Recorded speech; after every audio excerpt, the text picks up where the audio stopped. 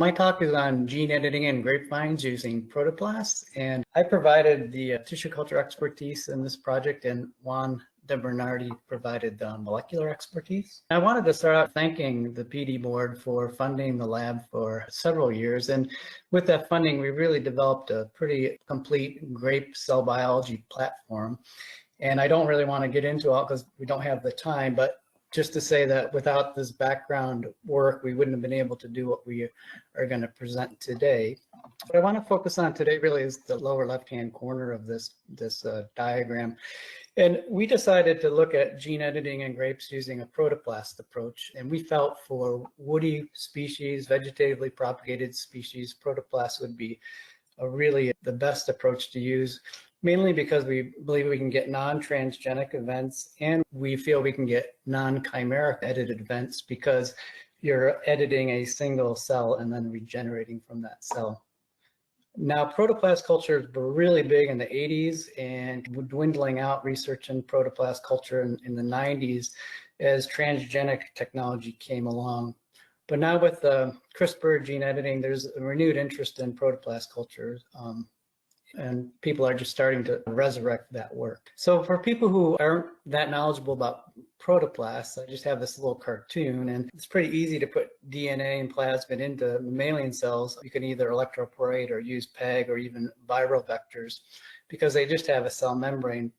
But plants, unfortunately, have this rigid cell wall, and it's really difficult to get DNA through that cell wall.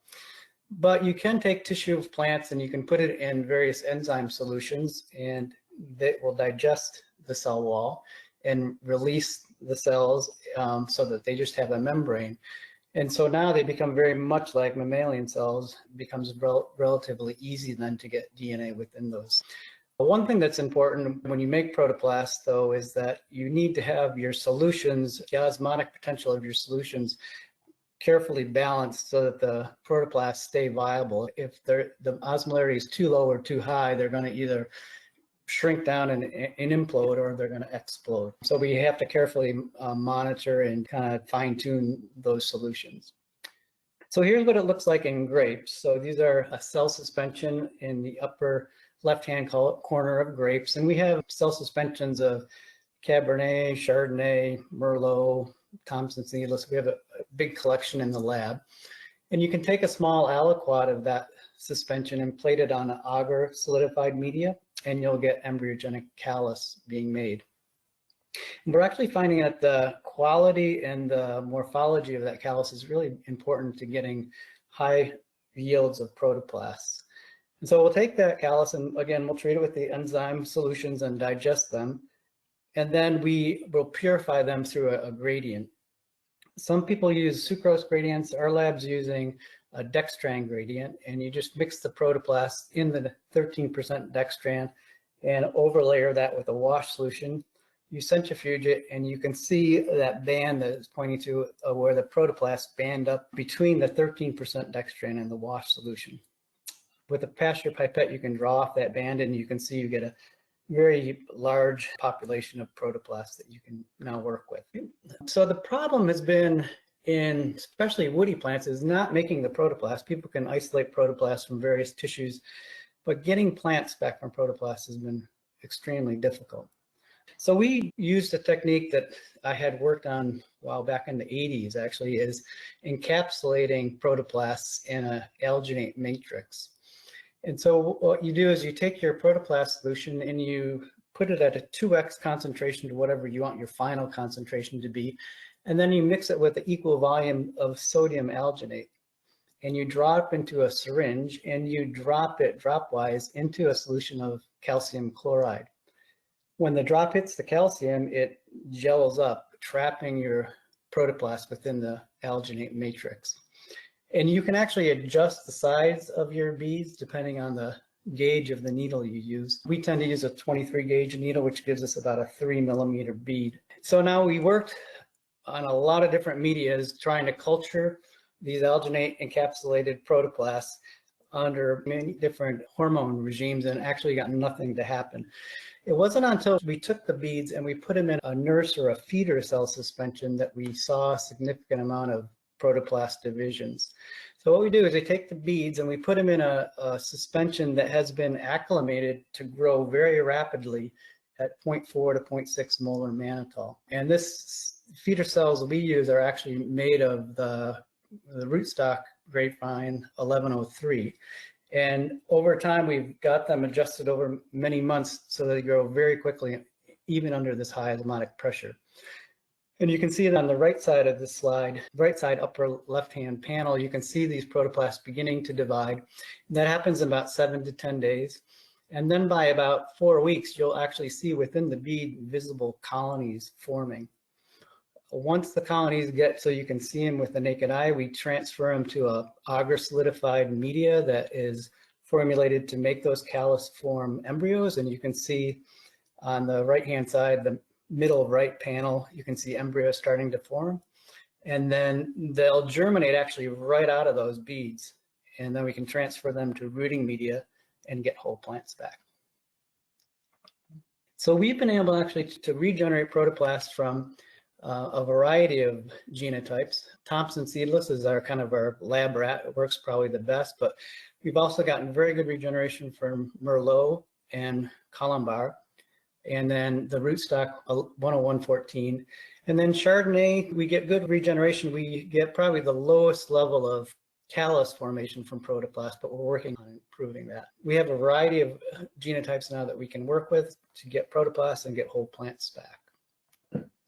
So now that we had protoplasts, we wanted to test whether we could do transient expression in protoplasts. Again, now that the cell wall is gone, we should be able to get DNA into the cells. And these techniques have been worked out fairly well for protoplasts. We just wanted to replicate what was published in the literature to make sure that we could do it with our protoplasts in our lab. And to do this, we were using a mCherry plasmid, which when transiently expressed in protoplasts, make them glow red under fluorescent light. And the technique's fairly easy. You just use your plasmid DNA with polyethylene glycol in a high magnesium solution, and you can get the plasmid into the protoplast. Kind of seeing pretty much what has been published in the literature for both Thompson seedless and 10114, you can see with increasing levels of plasmid, with no plasmid, obviously we get no fluorescence in that upper left-hand corner of Thompson seedless. And then with increasing concentrations of plasmid, increasing amounts of fluorescing protoplasts. So we were able to demonstrate that we could isolate protoplasts, get plasmid to transiently express in both Thompson seedless and 10114. So to actually find a target, we decided we were going to try to target the Della domain of Grapevine's GAI gene, which was first demonstrated by Boss and Thomas that there was this allele in Pinot Meunier grape that is in actually the L1 layer of that grapevine. And what they showed is that if they made somatic embryos, regenerated somatic embryos from Pinot Meunier tissue, they could get plants that came either from the L1 layer or plants that regenerated from the L2 layer. Plants that regenerated from the L2 layer were perfectly normal in morphology, but plants that regenerated from the L1 layer had a dwarf phenotype. And interesting, the tendrils turned into inflorescences and then into fruits. And the difference between those two alleles is that there's just a difference in one amino acid. Leucine is changed to a histidine. So we developed targets across the Della domain, just 5 different targets, and then made guard RNAs for all of those targets to try to knock out or modify portions of the Della domain. We've run a number of experiments, and we're just starting to analyze the plants from this.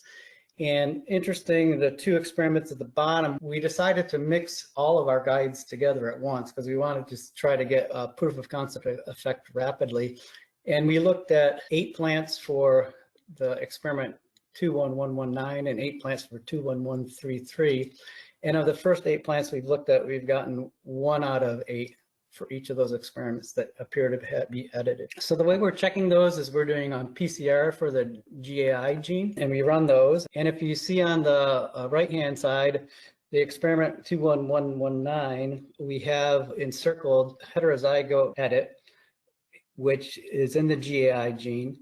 And then you can look below there, we've also looking for the insertion of Cas9 into that plant. And in this particular line, it seems that it's edited, but it also has a Cas9 insertion. So it would be considered, unfortunately, transgenic, even though it has the edit. We then took 32 plants and had sequence analysis done on those. And what we found is another edited event in experiment 21133. This is what we're calling the T allele. It has, and I know it's hard to see because it's pretty small, but if you look at the sequence for the T allele, you'll see there's an extra T in the region where the guide RNA 5 is. And interestingly about this edited plant is if you look at the PCR for Cas9, it does not appear that Cas9 has integrated. So this would be an edited plant that it would be considered non-transgenic under US regulatory rules. We also got additional information on the edit in the 21119 experiment. And this is also heterozygous, but each allele has different edits. Allele 1 has 5 different edits throughout the domain. 2 are T insertions, and then there's a number of deletions across the domain. And then allele 2 is just a gigantic deletion between the guide 1 and the guide 5. And if we look at what we believe the proteins are going to be on these, it looks like all of these edits insert stop codons, which you can see in the bottom protein analysis don't make the protein anymore. So we're looking at those phenotypes now. So this is one of the mutants that I showed, and you can see how dwarf it is. It's actually extremely stunted, and we've been trying to nurse it along. It doesn't look like it's going to regenerate into a whole plant. It has a shoot meristem, has true leaves, but it's just severely stunted. So those samples that I showed you were just taken randomly. We weren't trying to look for dwarf phenotypes. We weren't trying to look for anything in particular. We just randomly selected 32 plants. But we went back now and we looked at the populations of plants that are regenerating in these experiments, specifically picked tissue from plants that were dwarfed or stunted. And so we ran the PCRs for these. Unfortunately, we don't have the sequence data back yet, but based on at least the PCRs, you can see the areas highlighted in yellow. You can tell that those 3 all appear to have deletions in GAI, so they do have edits. Although we do believe, based on the Cas PCR, that they probably are transgenic events because it looks like the Cas9 gene is present in those plants. We're also very interested in the 4 lines that are highlighted in green. Again, we don't have the sequence data back, so we don't know if they're edited, but none of these 4 appear to have Cas9 integrated into them. So if they are edited, they would be non-transgenic edited lines. The next steps that we want to do is really obtain sequence data for all of these lines that I showed you in these 2 experiments, because we want to get an idea of what frequency of editing we're getting.